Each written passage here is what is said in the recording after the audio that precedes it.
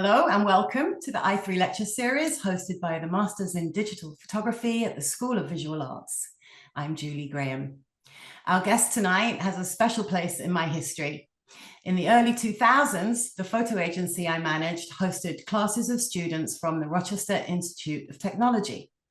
They would pour into my office and sit on the floor while I regaled them with tales of picture licensing. One of them was Steve Geralt, who was instantly memorable, not least of all because of his leave behind postcards. Still lives of fruit and veg photographed on brightly contrasting backgrounds that could be put together into different sets. I cherished them. Steve graduated from RIT in 2002 and went on to become a photographer making editorial and commercial work. Never forget the power of keeping in touch. In 2010, for some reason, we contacted each other on LinkedIn about dessert. Steve said, I'll try to get you dessert next week. And I'm still waiting, Steve. By 2020, he was telling me about his innovation-focused production company, The Garage. Steve is director, DP, photographer, founder, and the creative force behind The Garage, a 10,000 square foot studio built from the ground up as an innovation space.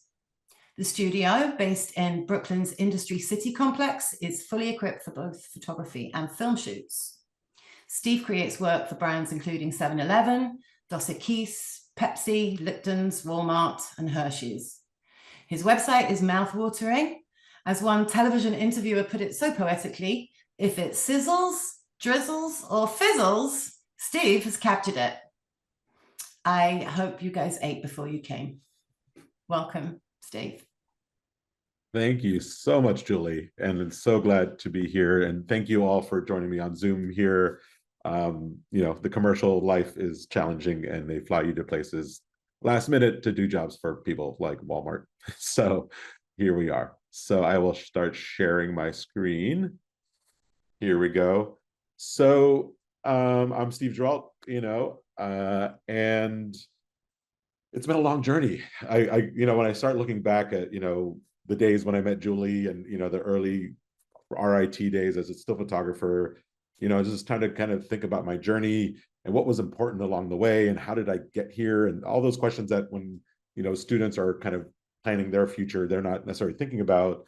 So, a lot of what I'm sharing is about my journey, how I got here and the pivotal things that kind of drove me different directions, and maybe how they'll help, inspire you to do some awesome work along the way.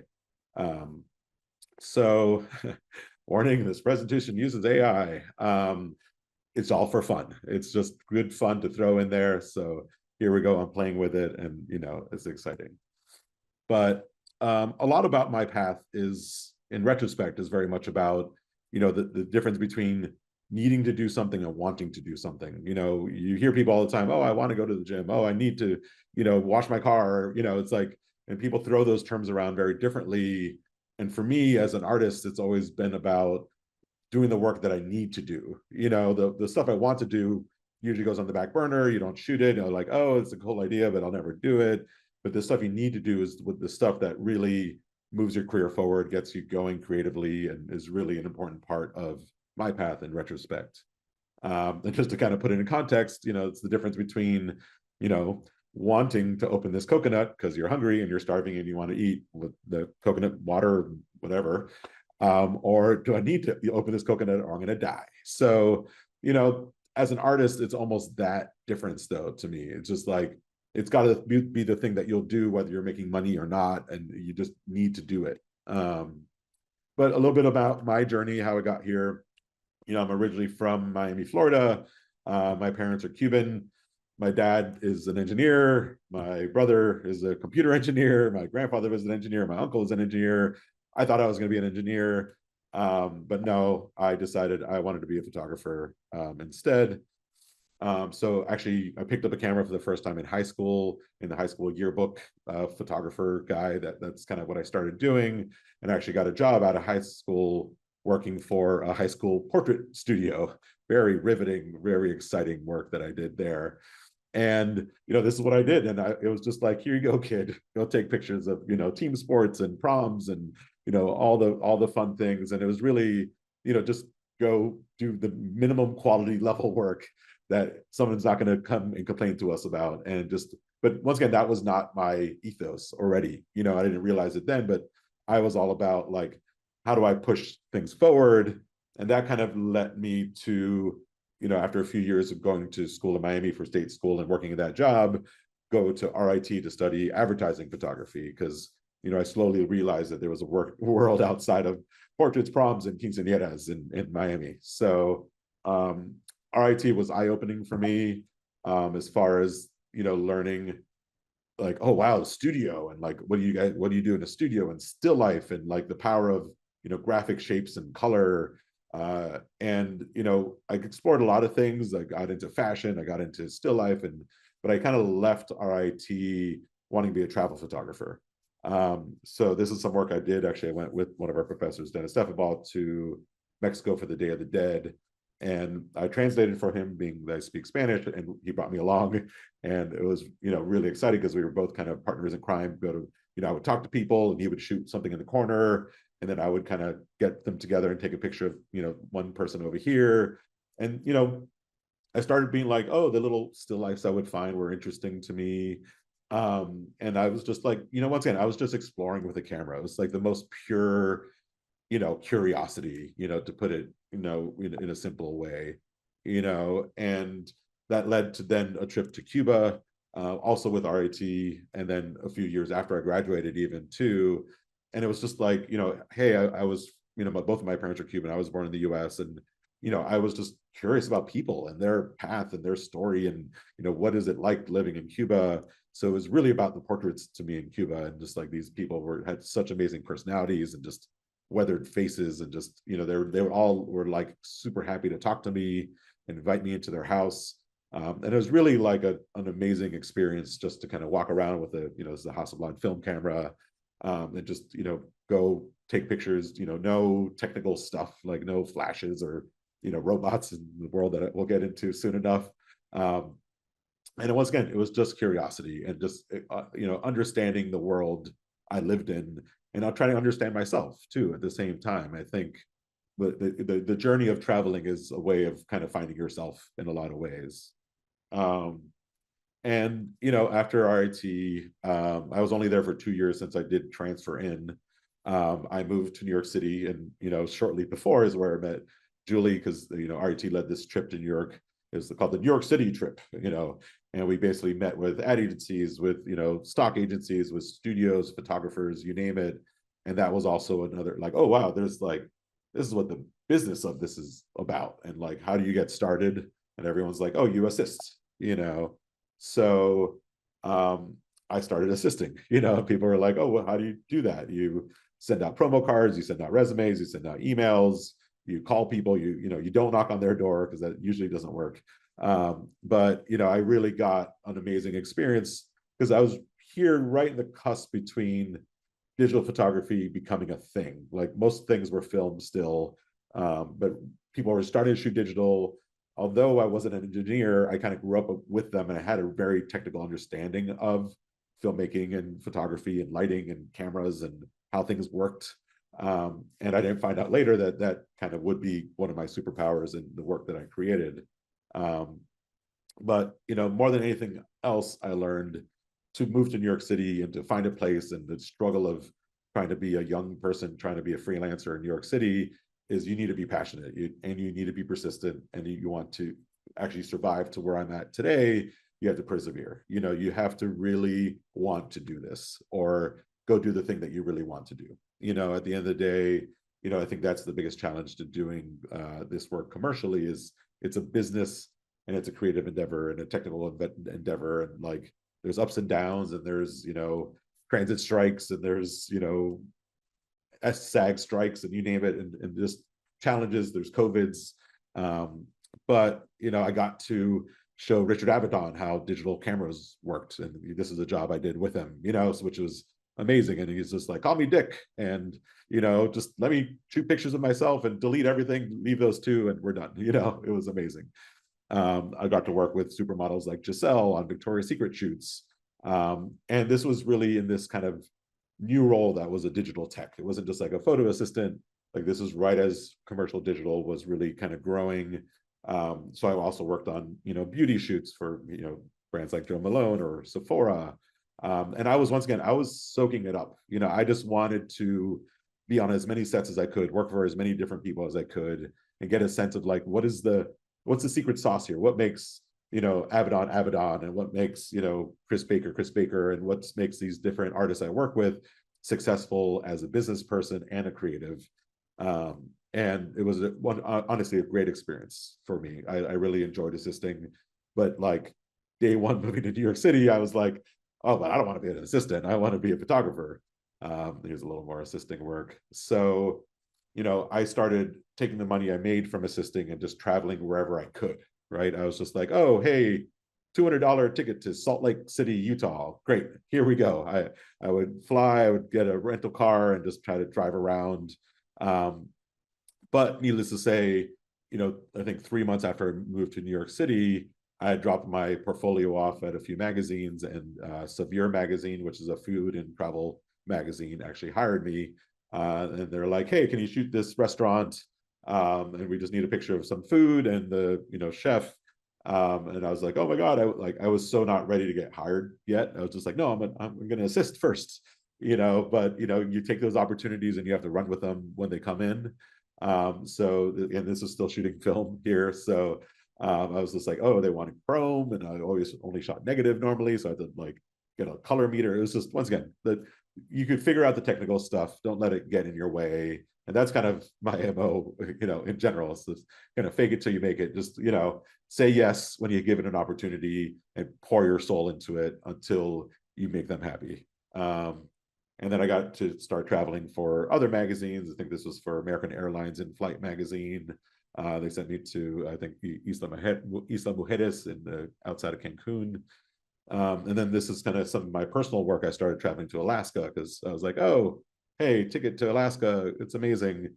And, the work was, very similar to the work I was doing traveling in school too. It was just now, I was starting to get refining the work a little bit more and kind of, understanding like the graphic and the color and the way I use positive negative space.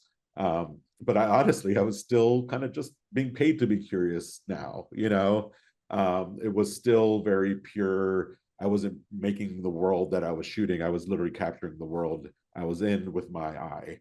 I would go on road trips and I would just shoot random things on the side of the road that I thought were interesting and be like, pull over, U-turn, go get that weird dinosaur thing for a museum that closed down about dinosaurs, and I've been to 49 of 50 states at this point. I need to do North Dakota. It's the last one left.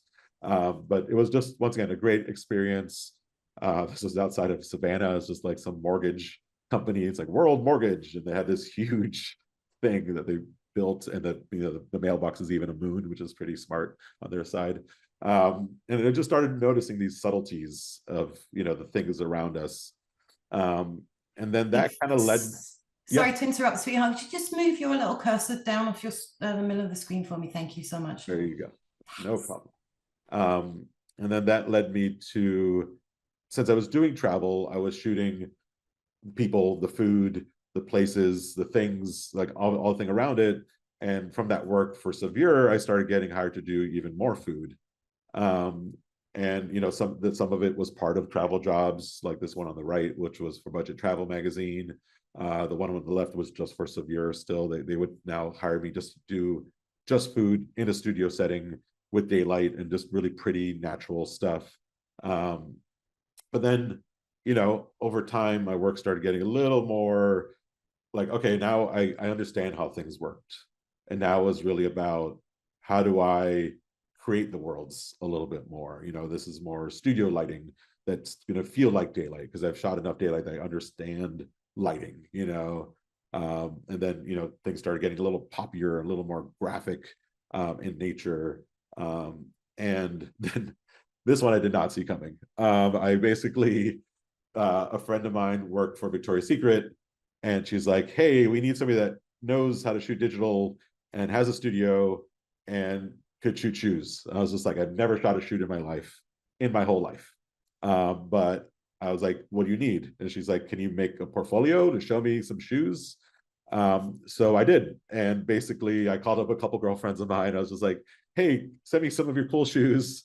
I spent the weekend basically shooting in like different surfaces, different things I just kind of found around, I actually had a shared studio, downtown at the time. And I turned in a portfolio to her, I printed them out on my Epson printer, and like, she's like, great. And like that turned into like a 10-year relationship with Victoria's Secret for me. It was basically the first year, I think I shot like 80 or 100 days for them. It was just like steady work. And once again, not groundbreaking, but it was just my entry into commercial work and kind of understanding this level of control and styling and the logistics of how you keep the client happy and all of that stuff. So that's kind of like the next chapter, I would say. If I would have to say that curiosity was first, then learning the business and learning the ins and outs of commercial side of this was kind of the next side of this, and how to start replicating what I was doing outside in the studio. And then, this is where things just got real busy, which was amazing. I mean, I was so lucky that basically after 3 years of assisting and shooting some jobs like editorial work for magazines, I basically stopped assisting. I was just like, okay, I'm just going to be shooting. I'm just going to shoot.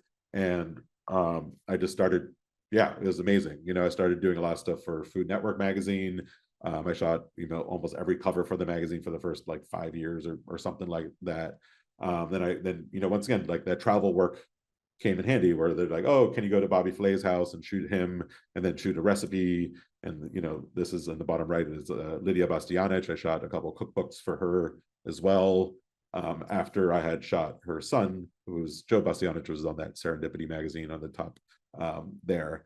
And I just got into the Bastianich family, and it was just like, oh my God, this guy Steve, he's great. He shoots cookbooks, he shoots portraits, he's super fun. And then that kind of led me another path.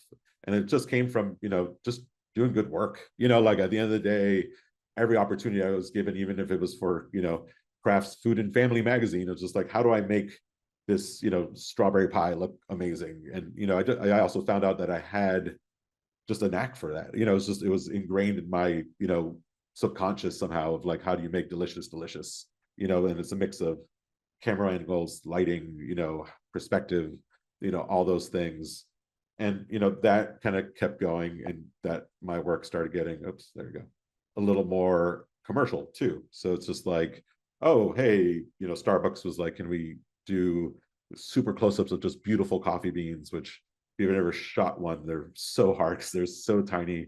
So I had to get this like crazy macro lens. And this is where like, I was kind of evolving into a more technical studio photographer, leveraging all those years of curiosity and kind of creating to now slightly become more the storyteller, right? Before I was just, yes, people would be like, you're telling a story, but like at the end of the day, it was like their story. I felt I was just capturing it through my eye. And now I felt like I was starting to be hired to tell, the brand story through my eye, which was something slightly more artificial, and oh, come on, here we go. And the work started getting a lot more technical, water and fluids and powders, and once again, I just loved it. I kind of rolled with it. And then I started doing, huge campaigns for like Pepsi. Like this was a full rebrand of PepsiCo that we ended up doing. And this was, they wanted particles of water and fog and ice, and like this is where, okay, I like to do things in camera as much as possible because of my process just being really about authenticity. But things had to get a little more technical here. Like, okay, we'll shoot the water droplets, we'll shoot the fog, and this and that, and just put it all together. But then, for better or worse, I was like, this was all over the Super Bowl in Atlanta. But I kind of felt like, okay, I did all that. Like, what's next a little bit for me? Eric, come on, there we go. So I started working on with some CGI companies that they're like, oh, we need to shoot some practical elements to go with some CGI elements. And that kind of brought me into this new world of thinking like a CGI person a little bit, which once again, I had no experience. I went to, photo school, right? And it's just like, oh, okay, so I got to make sure the perspective's right. And then I got to, so that all their little vehicles will line up properly. and then we got to like fake some things in it so like the food looks like they were carved out at. And this is, once again, it was like super fun to me. It was just like just as much fun as I had traveling, I was having doing this in a studio, which I found was obviously very unique, because a lot of people are like, I hate the studio, or I love traveling, and this led to me to just always want to explore new things. And I had kind of been, I don't know, it's probably at this point like 5-10 years of just super commercial work, the Victoria's Secret stuff and all of this stuff. So I kind of, sometimes when I feel like I'm lost as a creative, I'm like, I need a personal project for myself, because if your hobby becomes your career, then you need a new hobby sometimes.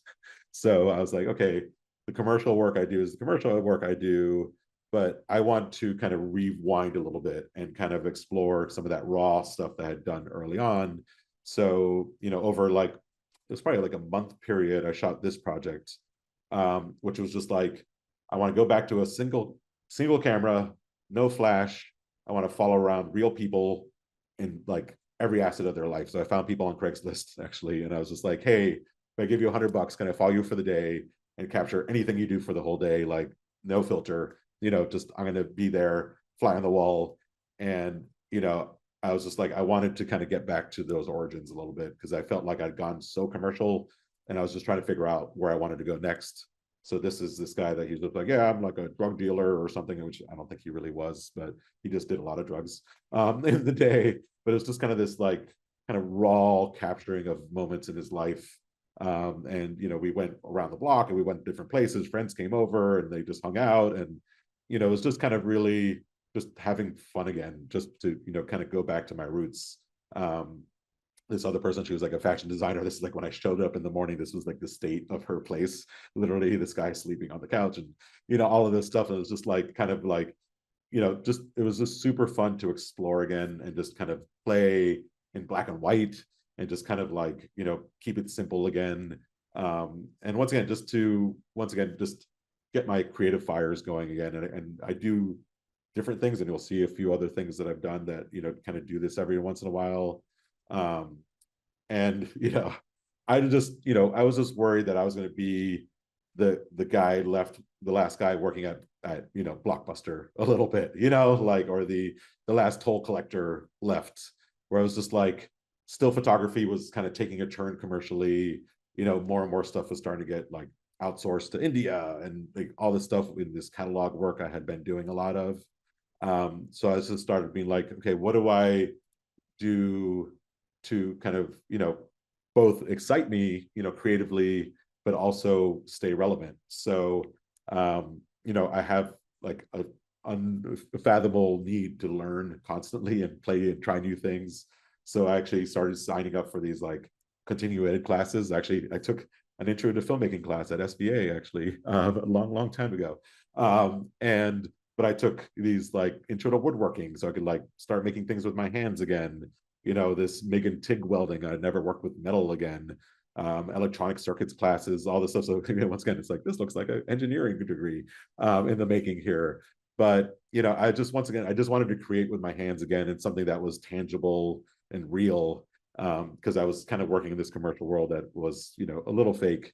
And that kind of coincided, like after doing that for about a year, with like this campaign that Starbucks hired me to do when they first released their breakfast sandwiches, where this shot on the left, they wanted to make it look like these beans were smoking. And I was just like, oh, well, if I get some dry ice and a vacuum cleaner up top to suck the air, like, can I get it to like in a swirl and do a thing? So like, this is some of the work where I really started kind of playing with the two things a little bit, right? Like making a thing to make like a physical thing to make a visual happen a little bit more. And then this is they actually, on this first shoot, they're like, hey, we need to do a video, like, can you do a video for us? I'm like, I had honestly taken some video classes, I'd played around with like a HDV cam, like once again, didn't go to film school, and I was like, yeah, I think we could do that, and the whole thing was they basically wanted to show a variety of cups for different days of the week, but they wanted to all be smoking at the same time. So I went to Home Depot and like okay, if I get a bunch of this pipe and put it together and I connect my fabric steamer to it, like I think that I could do that and that would work, and I found out later that, the PVC was not the right choice. It started melting by the end of the day because the heat was so much. But this is the spot that kind of created. It's very simple.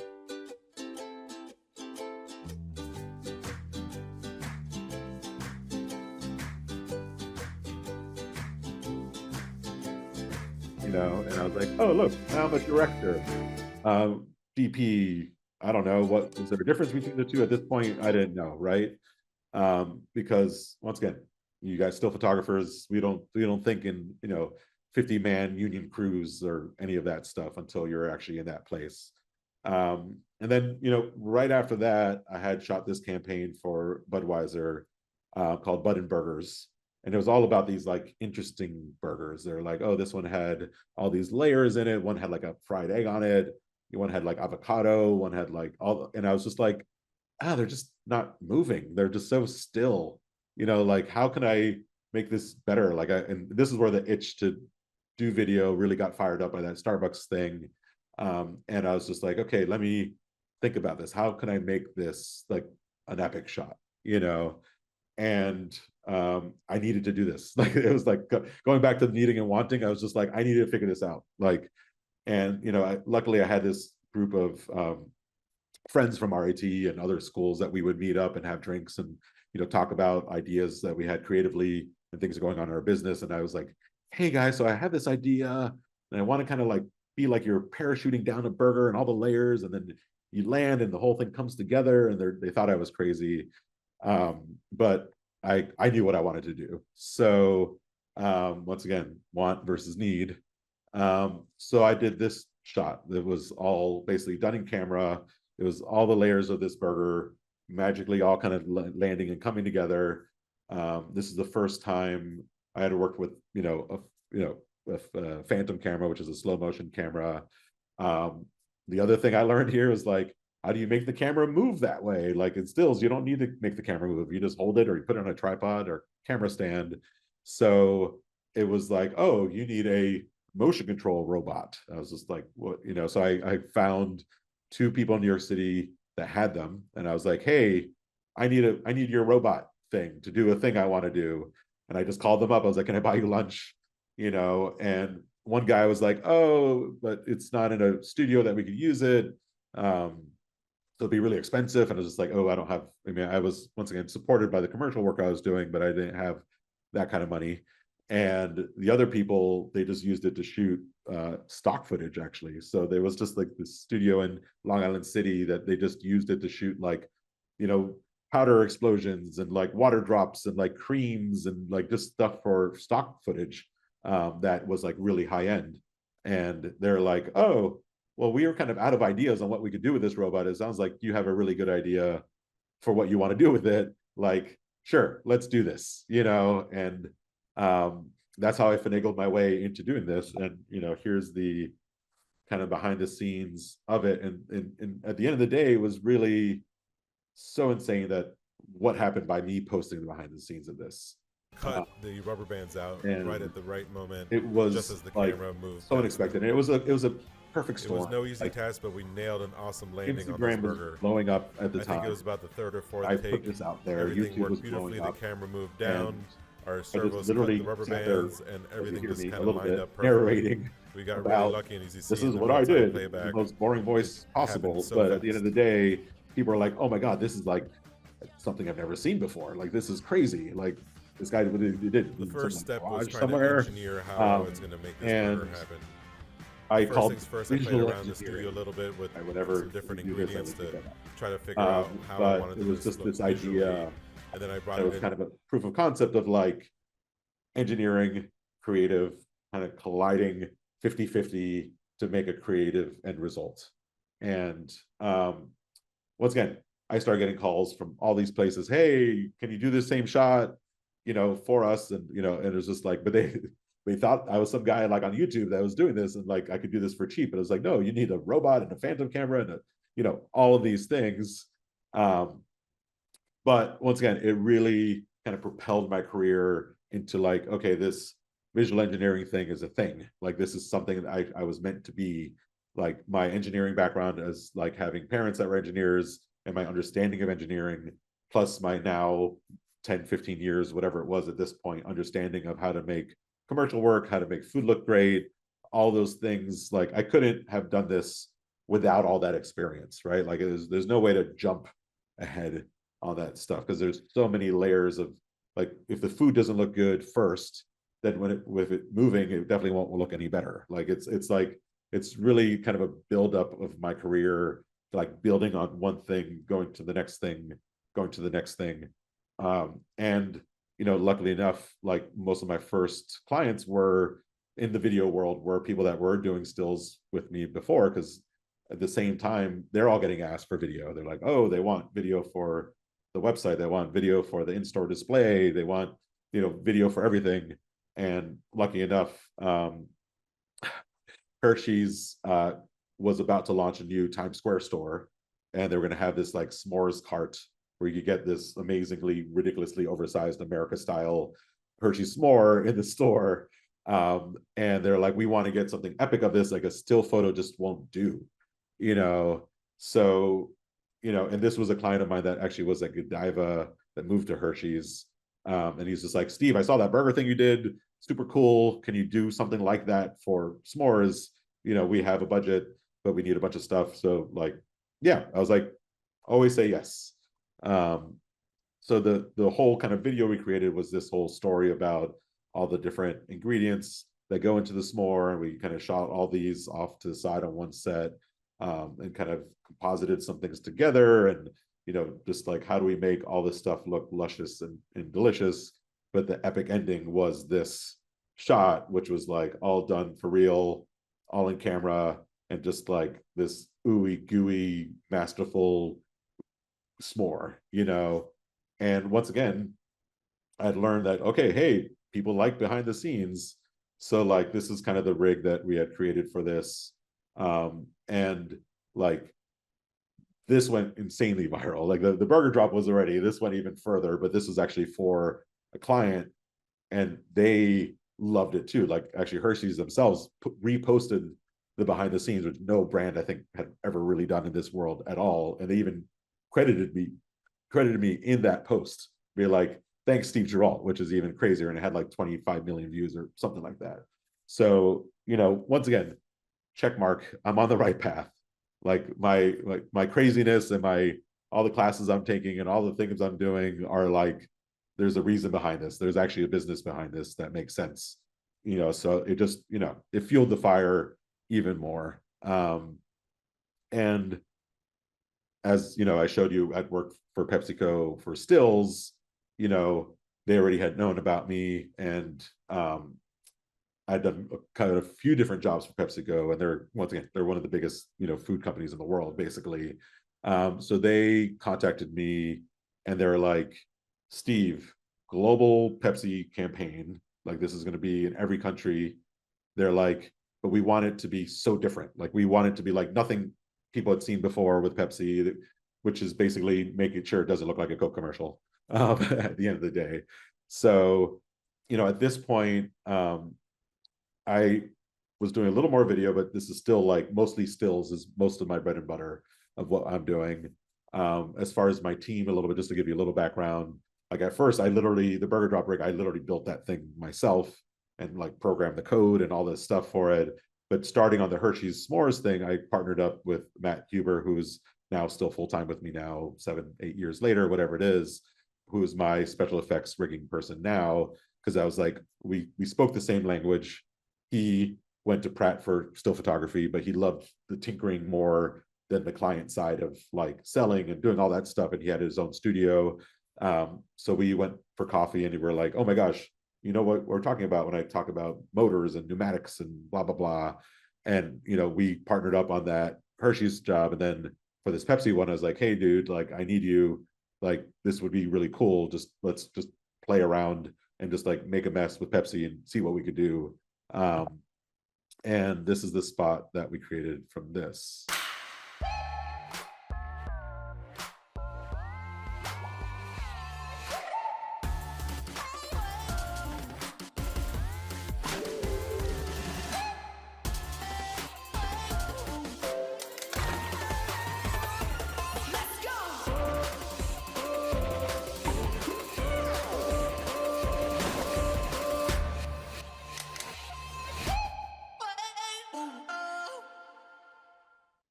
this was so much fun. I mean, we literally filled water balloons with it and popped it. Then we're like, oh, that's interesting. What if we spin the water balloon and get some centrifugal force going, and then we pop it, and then it kind of spreads out.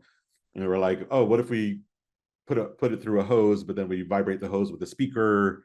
What if we use like hydrophobic coatings that like don't let things stick to get surface tension, and then we kind of bump it and see what the shapes the liquid makes? Like we literally just like, they paid us money to just play around for like 2 weeks straight and just like try all our craziest ideas. They're like, you know, they're basically like, just try it all.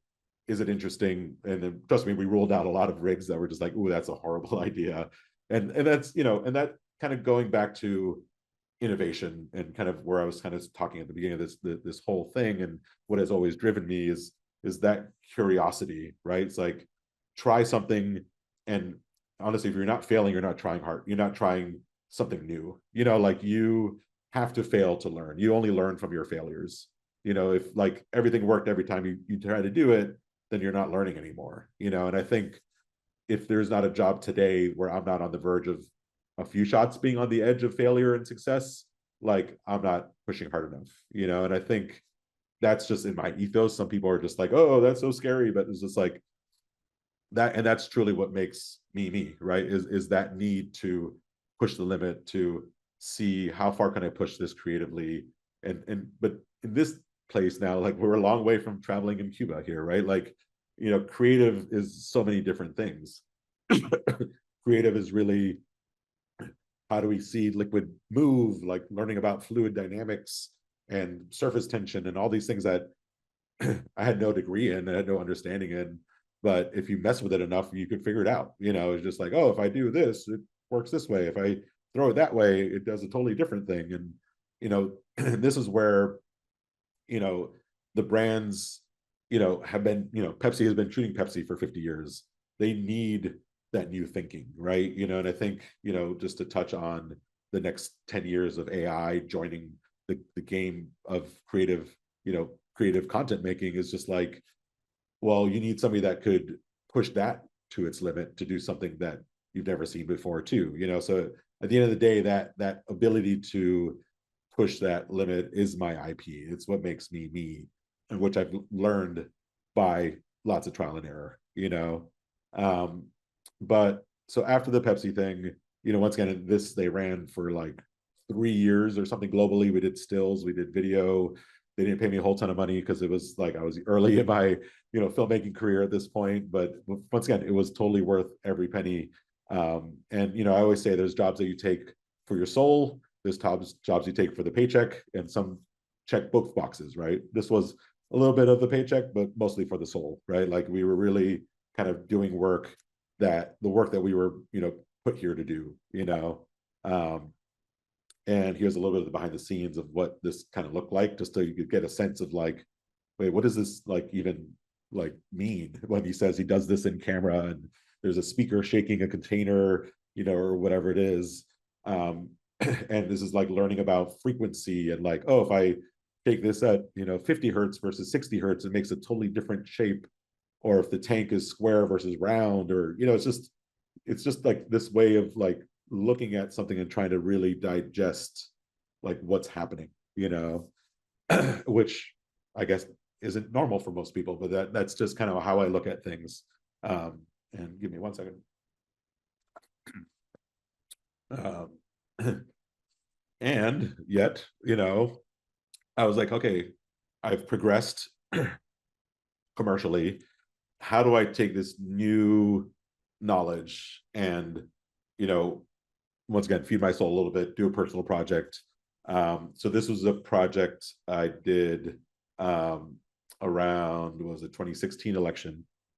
So once again, everybody was going crazy, all election stuff going on. And I was just like, how do I send a message as an artist? And it was about being neutral. It was really about like, we're not that different, you know, we're in this together, you know, and so don't be worried. This is not a crazy political statement here. But I was like, how do I bring this slow motion robot camera, whatever thing, to tell a really interesting story?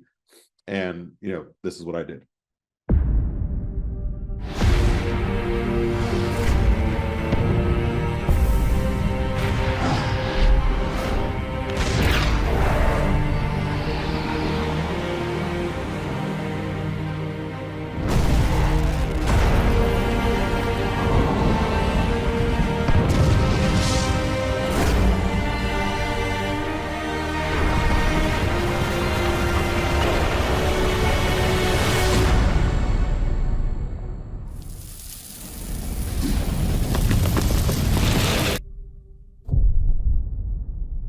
even made a website for it, just like share stories about how we're not that different.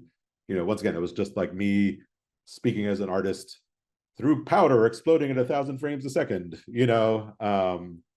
the end of the day, it was just like, how do I transform something as simple as powder and colors and shapes into now, it's very clear now, right? Like, I'm no longer documenting the world. I am creating the story out of thin air, out of powder, right? And I think that was an interesting part for me as an artist, as a director. And, same thing in this is learning about sound design. Actually, I'll show you the behind the scenes when I talk about this stuff. Learning about sound design and the power of sound design and editing and supers and how we, you do the titles and everything.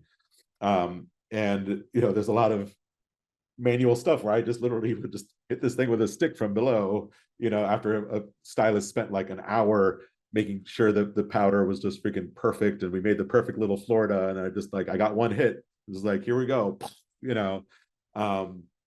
and it was, really fun. It was super messy because the powder was just like everywhere. But it was also a way to bring other artists together too. And that's the whole moment, right? Like when you look at it in real life, it's just like, poof, it's gone, right? And that's even at 240 frame slow motion or something like that. And then these things are super weird. Like, what the hell's going on here? So I had started building my own LED lights because huge tungsten lights were like really big, and I just didn't like the light quality. And I was just like, oh, LED lights are cool, and they're not mainstream yet in filmmaking, because this was kind of earlier before they were like, you could go buy high power LEDs. Now you could just do that, no problem. So, once again, the tinkering, I would actually make my own lights too. And like, I found if I like ran water through them, like it kept them cool, and they could be really tiny, and I could have a bunch of sources really close. And that really creates that depth to the powder when those lights are on. And, it was experimenting really in the creative and the technical space, and that's where that, terminology of visual engineer, it is fitting.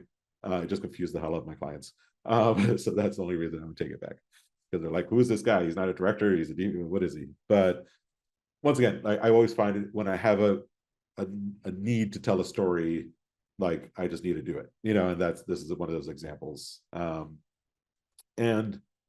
things are going great, all good, but I was just like, I don't want, I was tired of about being just me, it's just like, this is the Steve show. It's all about Steve.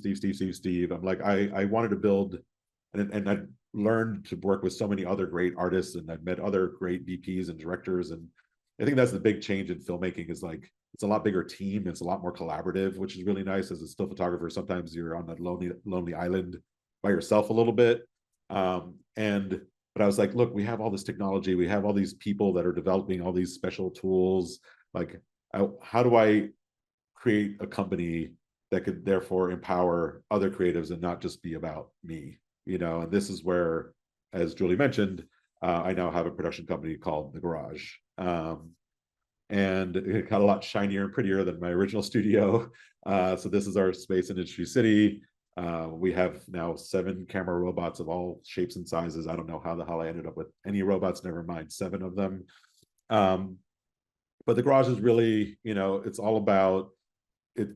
The name itself, well, the garage, or depending what country you're in and how you say it different ways, but it's really about a safe place to play, where you could bring friends over, you could collaborate, you could just really make a mess and not worry about it. Like, failure is all but expected, and you think about all the amazing companies that came out of garages. That's kind of what inspired this. It's just like the relentless need to innovate and to stay curious.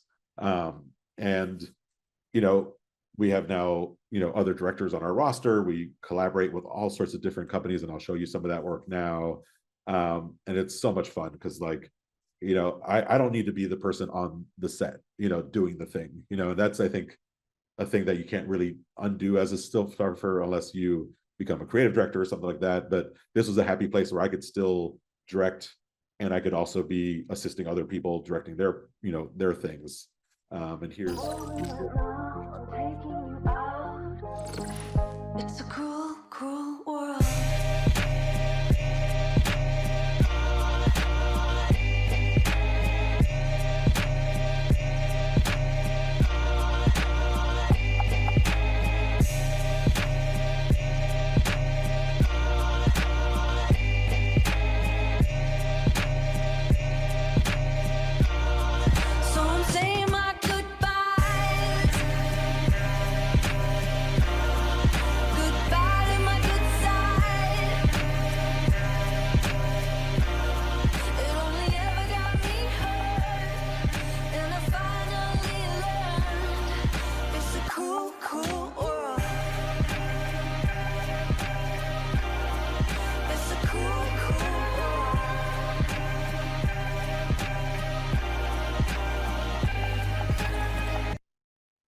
so much fun. I hope you're hungry now. But so that's all work we did creatively, right? That's all our directors doing work. That's us doing productions, sometimes all around the world now. It's no longer in the studio. Like we've done just last year, we were shooting in Barcelona and Poland and Mexico, so we really are a true production company now. And there's jobs that happen that I don't even touch to sometimes because they're like, oh, we're going to do this thing. Great. And just, that's amazing. But me and all our directors on our roster meet up every once in a while. We talk, and we, if they have a project, I always, sit down and talk to them about like, okay, are we pushing it far enough? I kind of bring my ethos of just making sure that we're pushing the limit on stuff to everything we do. And that's kind of what makes the brand, right? And then separately from that, we also were like, we have all this stuff. Can we go help out on other productions out in the world that need just the robot camera or need just the special effects or just need one of the things that we do now, virtual production as well. So here's some of the work that we do actually as what's called a services company too, which is just us providing part of the process to a job. It's still a collaboration. It's just, we're not the ones leading the creative.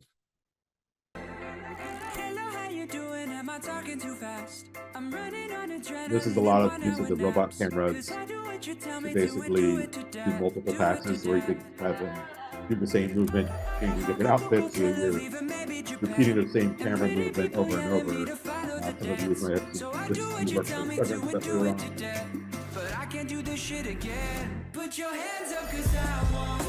Just camera moves that are otherwise no.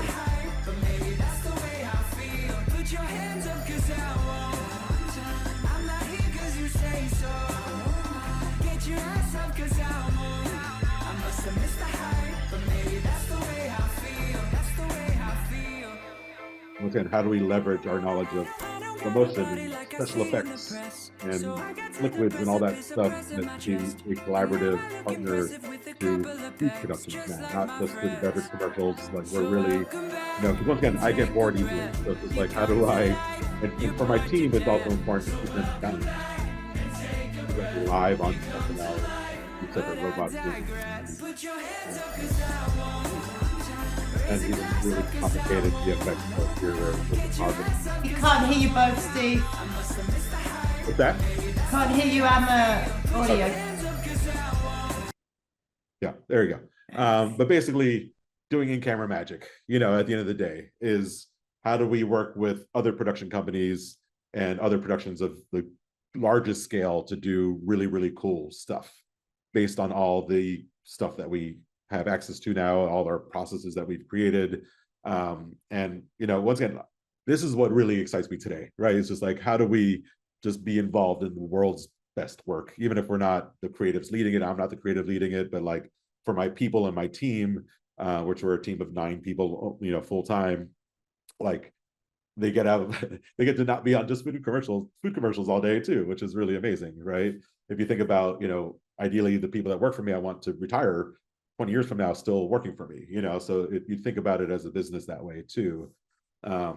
But here I have a little bit more behind the scenes like work from the commercials I've done at the garage. You are thirsty, and we know that you want a cold drink. But we also know that when it comes to money, you want to not spend any. That's why 7-Eleven has 7 cups free with 7 rewards. You get the big gulp you want for the no money you want. Big gulp drink, no money, 7 times. Is that what you want? Oh, we know. Because we are 7-Eleven, and we might know you better than you know yourself. 7-Eleven, always open. And here's the behind the scenes of that. And a lot of these projects will do stills also right now. So, right, I came from stills. I have that still background. So we do the hardest thing first, which is the video work. And then we come back in with a still camera and go to different positions to do, the stills that we did. And even on this, you never just do one shot, right? There's always like the cold drink, the hot drink, the iced other drink, so this is the hot coffee version of the same ad. But as you can see, that's literally one shot, all done in camera. This is actually during COVID, so it brings back nightmares. But it was just like a tiny team of like maybe 10 people because of COVID things going on. But it's using 3D printers to print the backdrop, little tiny lights that we embed, because once again, we're building our own lights already anyway, that we embed in the set. It's like it's truly leveraging all of our knowledge, which is like an amazing thing to be able to do, and here's another example. At Domino's, unlike other delivery apps that add surprise fees, we're adding on $50 million in surprise frees. So you could get surprise free cheesy bread. Surprise free cheesy bread! Or something else. When you order delivery online from Domino's. And this is one of the really fun ones because of the but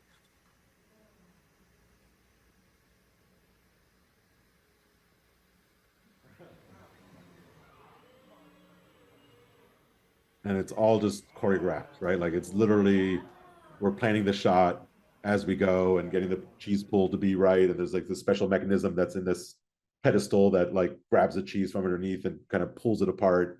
But what I love about food, to me, is there's organicness to it. Like, I don't know if every shot's going to come out good. Like, probably not. Like, one cheese might be a little too cold and it just like tears apart, or one is like, wasn't cut quite right and the piece of pepperoni comes out in the wrong place. So there's this kind of accidental thing that happens that could be good and bad when you're dealing with this stuff in camera. And I think when I think ahead of like AI or CGI food, it's just like, oh, you're going to lose all of that. And to me, that's, I think, a really sad thing. I think I'm going to be safe for quite a while because of that alone. Because like, there's not, like, we all speak the food language and we know what real food looks like.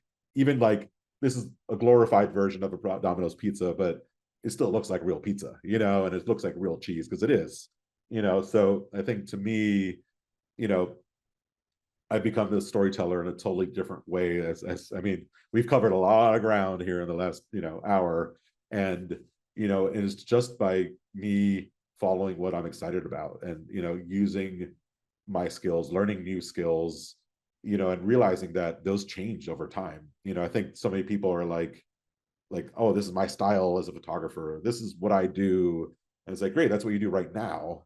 But who knows what you'll be in 10 years? Who knows what you'll be in 20 years? You might use that knowledge in a completely different way. And I think, learning the basics of what is impactful storytelling and what is, amazing graphic storytelling, or whatever kind of methodology that your style leans towards today, is just like, that's you. And like, how do you apply that to things in the future is for you to figure out and play with, honestly. And I think, you have to fail and do some jobs that like look horrible and you're like, oh, I'm never going to show anybody that shoot, but it's okay, you learned. And here's our most recent work for Pepsi that we did now again.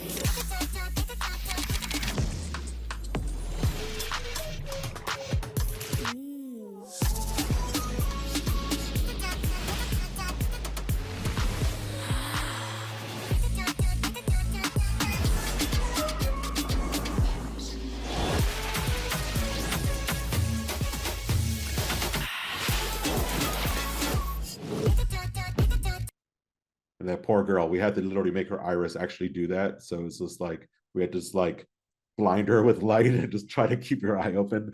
Like, she was amazing, actually. But like, once again, this is all done in camera. Like, and now I'm getting into a little more directing talent as well. It's not just food, which is funny because you saw all my early work was people, right? Like, it's really kind of funny how people in this industry kind of box you into like, oh, he's just like the food guy. It's like, no, dude, I literally started as a portrait photographer, so it's just kind of funny how that ebbs and flows. And, people always grab onto different things about who you are.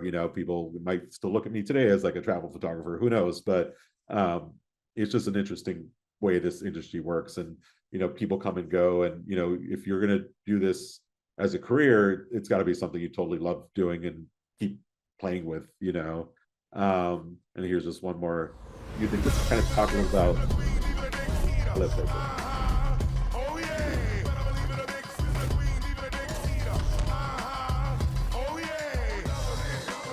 Remix your snack with new Oikos Remix. So this, we're literally doing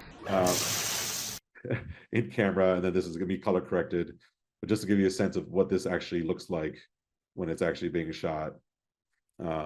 And if you saw on that previous page, maybe not, but there's a little previs, which is now we're actually remaking the shoot in Unreal Engine, which is like a CGI game, video game, basically, to get the client to see what we're going to do before we ever even do it. Oh yeah, fun things. We get to play with liquid nitrogen. So it was my idea that exploding this stuff normally was like really messy, but if we liquid nitrogen froze it first, it really shattered and shards way more. So it's just like, you know, how do we make this stuff cooler, better, and not gross, you know? And that could be easy sometimes if it's really easy food, sometimes it's not, you know? But, you know, and here we're using vertical production as well, which is using an LED wall in the background, but we will not get into that. Ready? On the services side, Flames up. this is an example of what a practical fire burn that looks like with the robot doing an action too. Action. So, you know, this is actually shot outside. It looks like we're inside, but it's actually, they built the set outdoors, so the fire isn't. But this is for the season finale of Servant TV show, where they wanted somebody burning in the room. You're not going to burn a person in a room, so basically you're shooting the fire separate from the talent, and then you kind of put them together. But it's super fun, you know, just to see, you know, how can we push a mix of old traditional methodologies into the modern time that we are today, right? And a lot of that is just like, you know, problem solving, really, at the end of the day. You know, this is kind of a sense of what that looks like. You know, at the end of the day, we shot different walls on fire at different times that they composited together, and then they shot the talent separately, but with the same camera movement on both, with, you know, tracking her, and then the robot replicates it. I'm not going to get into super heavy VFX right now, but it's really complicated, but really cool when it works out. Really fun for us. And I'm almost done. But once again, I wanted to touch on this because this is the most recent thing that we've collaborated on. And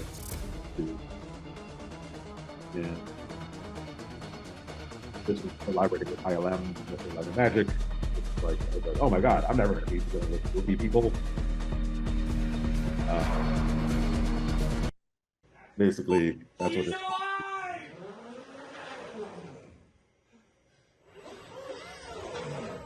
Ready and go.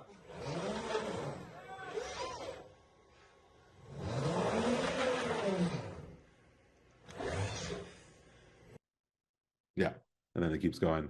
And then I am going to jump through just one more, and then we're almost into Q&A time here. So some of those shots were actually done on green screen versus him in the actual hallway. Some were in a real hallway.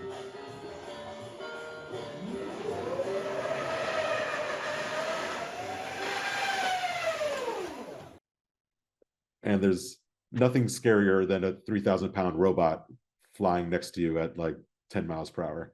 All right, so I covered a lot.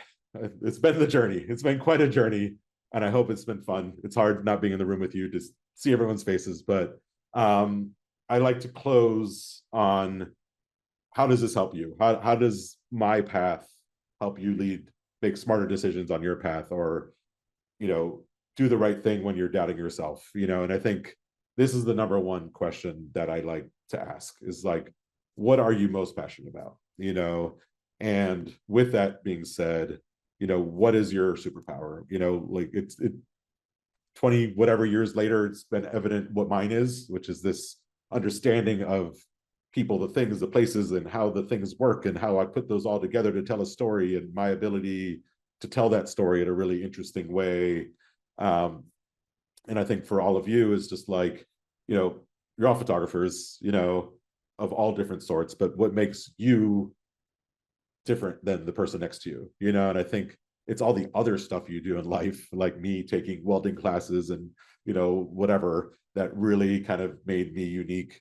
And I think oftentimes people find it that they are like, no, but I'm just a photographer, that's what I'm gonna do. It's just like, no, try something different, and, you know, get out of your comfort zone, you know? And with that being said, it's like, you know, if you're gonna go do something tomorrow, next month, next week, you know, what is that thing that you want to do that nobody else could do but you, you know? And it could be a fine art pursuit. It could be a book about Volkswagen bugs shot from space, or whatever it is, right? Like, it's just like, what is the thing that combines all your life experiences. And that's the fun thing about life, is every year you have new experiences that bring to your work. And that's why your work changes. And that's why you can keep it exciting and interesting and fresh. And, you know, the reality of, especially in doing this commercially, is like innovate or die. Like you have to be for somebody new. You can't be like the guy that shoots the thing the one way anymore. Like that's just not the world that we live in anymore. You're like, can you shoot it for vertical for TikTok? And can you shoot it this way? You know? But that being said, stay curious, you know, I think at the end of the day, and let that drive you in whatever direction that is. And please reach out. I literally, you know, I do write people back on Instagram, on, you know, LinkedIn, on whatever it is. If we could help either collaborate for you to make something cool, you know, actually as a job, or just once again, hey, Steve, I would love your thoughts. I'm thinking about doing this, whatever it is. I'm a very open book. You know, reach out if you ever want to come see our studio in Brooklyn, if you're ever by Industry City. If we're not on a project, we're happy to have you come by. But now I will leave it to Julie to run our Q&A, and I'm sure you guys could throw stuff in there. Great, Steve, that was amazing. Thank you. And yes, I definitely need a snack, seriously. All right, I will encourage any more questions into the chat, please. We have a couple. I think, should we stop screen sharing? Yeah. Great. Okay. So first question, Michael asks, what other projects did you get after the big burger drop extravaganza? I added the extravaganza, sorry. Yeah. It was not as many as I would think. That's the funny thing, right? Like the world of filmmaking is very traditional. And I was this like outside guy that did this weird thing and shared it on the internet at the time, right? And so we did get asked about like a Hellman's Mayo thing and some other things, but they had like no budget. Like it was just like, oh, we can't do this kind of level work that's super complicated for like the point and shoot camera kind of budget, right? So from that, it was actually more simple jobs we actually got, because people were like, oh, he could do this really complicated thing. So I started doing some video for like my Victoria's Secret client, that they're like, oh, we have bath bombs. Can you do something with bath bombs? Or can I do something with Macy's shoes? Like once again, I shot so many shoes that they're like, oh, can we do some of that stuff? And then like little accessories. There was a lot of like little small videos for the internet first, until that like s'mores thing, and then the Pepsi thing, and then that kind of is where we kind of truly became a production company, which actually was another learning process. Because once again, I was like, oh, what's a production company, and how's that's different than me being a photographer? So yeah, to answer that question. So a little bit more about TV and movie production. Obviously, we've seen the Severance trailer. Is there any other TV movie production you could speak to briefly? Yeah, so we've been doing more stuff in that realm. A lot of that stuff isn't out yet right now, but we've honestly though said no to more jobs than we've said yes to, just because their timelines are so tight. Like they're like, oh, we have Tom Cruise for an hour or whatever it is. I'm not saying Tom Cruise, but like, can you get this crazy shot done in an hour? And so it's like, if we don't think we could definitely do it, we say no. And that's a hard lesson to learn, because when they're, you know, whatever their overtime costs, like $100,000 an hour to keep their crew going, you know, if we're an hour behind, it's totally not worth that risk. And, you know, we knew better to know that we were experts at motion control and could do anything and say yes to anything just because we had that opportunity, which is funny because it's very different than me as a photographer being like, yeah, sure, I could do that. Because, you know, that was a different thing, and all the parts of that were in my control, versus this is their set that we're coming into, and we don't control all of that stuff. You know, what Ben Stiller wants to do on Severance is what Ben Stiller wants to do. We're just helping them execute that as best as we can. But it's something, it's a good lesson to learn, to keep in mind of your, you know, like if you're not going to do a great job at something, sometimes it's better to say no to it, you know, which is not necessarily the question you asked, but I think it's an important thing to keep in mind, especially the bigger the productions get. Great, super, thank you. Anastasia would like to ask what it is, or what is or are the projects right now that are making you excited and creatively challenged? So an interesting thing is kind of like the next chapter I'm kind of moving into now is we're more and more starting to act brand direct in the way we work. So we're not actually working through an ad agency. So I'm kind of starting to take the role of a creative director a little bit more. And that's what has me actually really excited, because I was starting to think a little bit about like, okay, 20 years from now, if AI is generating whatever ideas I come up with, what am I then? I'm a creative director, like so like it's coming natural to me at this point. So I'm excited about, we're doing a huge, another PepsiCo project right now that's also global in scale, but for a snack of theirs, where we're acting basically as the agency, and I'm basically creative director, DP, like how many hats can I put on my head at this point? But once again, that's exciting to me because now I get to drive the creative from the outset, and which we've done before, but like we're kind of leaning into that a little bit more, because when you work with agencies, it could be great if you have amazing creatives. It could be really painful if you have really bad creatives, where you're just, once again, a little bit more of a hired hand, versus we could lead what they could do with the budget from the beginning, versus sometimes they're like, this is what we want and this is the budget we have, and they don't equate on a balancing scale. So this way I could be like, okay, well, if that's all you have, then we could do it this way, or we could do it that way. And and being more stewards to the brand that way, because I do love brands too, and that's an important thing to remember. That's why I do this commercially, is my as fancy as our shoots are, and we have robots and whatever, if they don't sell more stuff, I failed. Like if they're not happy, the client is always right. But not to say that I don't tell them they're wrong sometimes, in that I think this is the way we should do this, and that's what they're paying me for. Especially the higher I go up as being a creative director versus just a director versus just a DP versus a photographer, right? Like with all those, your voice is, you better be more confident in it because it has more weight, So, but that, to answer the question, playing in that role is a little more what I'm excited about right now, which is like, being creative director. And then also, we're also going to move into doing some experiential stuff too. So actually leaving content by itself, but really immerse people in an experience. So there's going to be walls with content on them. There's going to be cameras and sensors and all sorts of really cool things that, once again, how do I leverage all the knowledge I've built up and now just keep adding to that to, once again, keep me unique, and keep me, excited too. So we're working on a few kind of plans for some experiential type pop-up event kind of pitches, as well. Great. Here's a good one. So Pender is asking, saying they do concept art and clients are often unsteady when you show them an unpolished preview. How far would you push the Unreal Engine renders or animations? And do you think there would be more upside than downsides to giving a client a preview? We love Unreal Engine previews. We love it so much. Like, honestly, like storyboards we've done traditionally, like you do a storyboard or you do a mood board or a treatment or whatever it is to tell your idea. But so many of our ideas are kind of a little out there. Like, oh, then the camera flips around and it does, like, so actually being able to show them that movement and then still tie in a mood board, like, okay, that's the movement, that's the general environment, that's what we're going for. This page talks about lighting, this talks about styling, this talks about like what this will actually look like, but it lets them envision the whole thing a little bit more.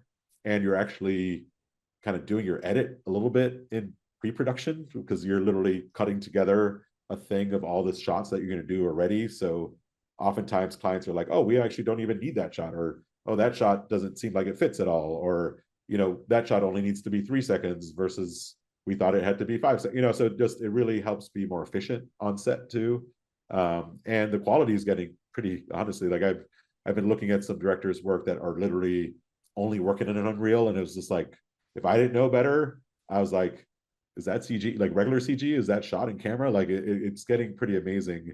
And as a tool for creative, it once again, if it empowers the story you're trying to tell, then use it. At the end of the day, like robots are not for everybody. Like I think it's a matter of finding your tools and using and figuring out kind of what works for you and your clients and your workflow. Don't just do it because everybody else is doing it, but also don't fight it either. Like if people are like, oh, I don't want to ever use AI. It's like, well, some people are still shooting film for, theater release movies right now, right? So there is a niche for you out there, but you might not be mainstream, Okay, great. Can you tell us about, Adrian's asking about how you deal with PR companies in the market. How do you market the business? Yeah, marketing is important. That people need to know about you. It's an important part of the whole thing. So we, for me, Instagram was just honestly huge. Like the fact that I shared this process, this inside view into this world, like I would get literally jobs straight from a creative director that saw my work at some agency on Instagram, was just like reached out to me and be like, hey, can you do this thing? Like 2 weeks from now, I'll have my producer reach out. So that was something I leaned into early on in my career. As you know, I would mail promo cards, handmade, handwritten on the back of them to people. It was just, you also have to read the status of the market and how do you stand out, right? Like today, Instagram is nowhere near as powerful as it was 5 years ago, right? But not to say that, it would do the same thing on TikTok either, right? It depends on your style of work and how you could stand out. We're doing more and more going to events and actually going to Cannes film festivals, or going to South by Southwest and trying to meet people there. We still have sales reps, which has always kind of been part of our workflow. But your website, like, let's see, you have to think of yourself more than anything. If I rewind and forget the details, you're a brand. And if you're going to be working for brand people, they need to get your brand too, right? So I think no matter if it's a postcard or an email or however you showed it to them, you have to think of yourself as a cohesive brand. And that might be you as a person tied into you as a brand, right? Like, because even big brands have like do good things that they do for the world and things like that. Like I share, like I am a half Ironman and I lost all this weight and I've done all this stuff in my health, and I share some of that even as part of my brand, because it's just about, and people love it too, so I think it's find what works for you and how your voice could be heard above the noise out there. And there's so much noise right now out there. It's really hard to stand out, but I think, like find your way, and I think look at what everybody else is doing and do it differently, Great, thank you. Gabrielle would like to know how you plan out the food or products in your shoot. Do you use actual food or do you use mock food to lay them out? It's usually what we call stand-in food, which is like the real food, just not cooked as pretty. So most of the time, once again, if anybody does food, work with a food stylist. Don't try to be the food stylist. And assistant food stylists all want to test too, so that they're the first people that you start playing with. Somebody that, or even a chef that wants to like, oh, maybe I could do it for you. Like, lean on somebody else to do that so that you could concentrate on being the creative and the lighting and all the other stuff that you want to look at. And that's the biggest thing I learned being a director versus a photographer, was just like having to back up way further away from the set and just stare at the monitor. And that's what really I'm working on. Like, I don't need to be the guy touching all the things, but really just be the guy, that has that vision and make sure that vision is coming across.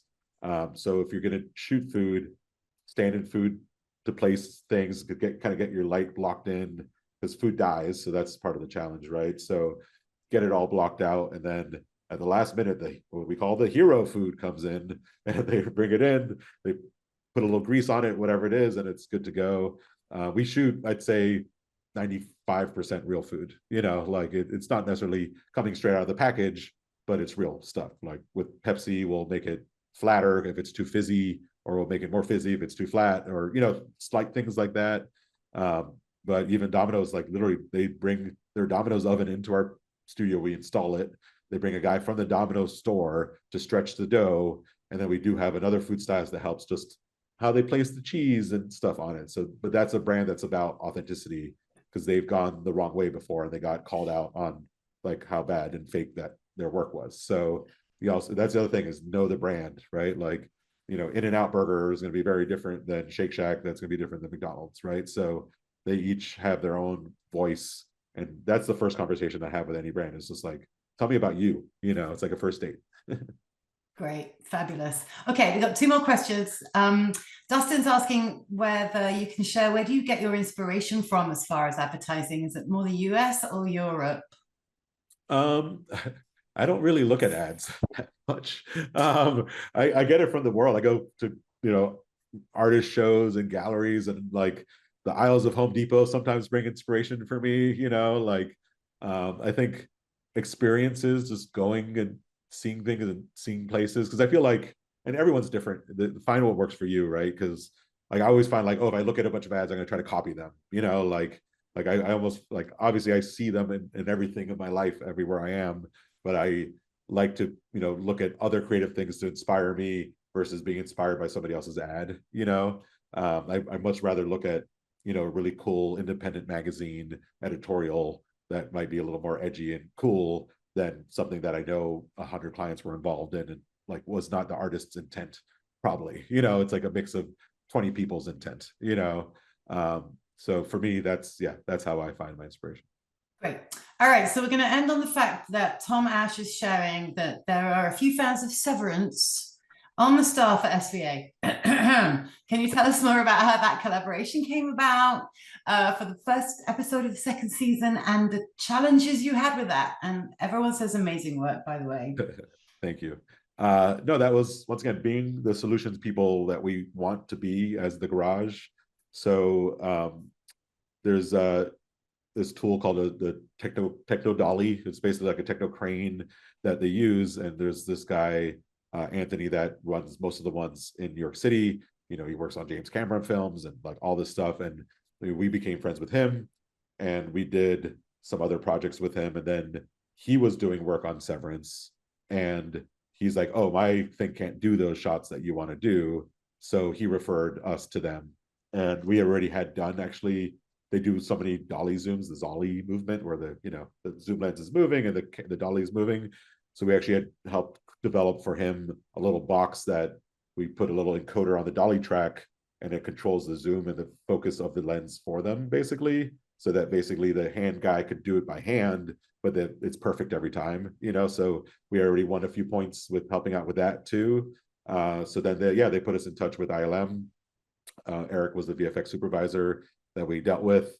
They sent over what they had planned for the shot, and we're like, ooh, you don't want to run it like that, because it's like Adam Scott's going to probably die and be decapitated by how close they wanted to get, you know, and all that stuff. So we actually brought their stunt coordinator to our studio. We actually set up the robot, ran it for them so they could see, and then we collaborated with them once again to tweak to make sure that everybody's happy and it's safe and it would be just as impactful.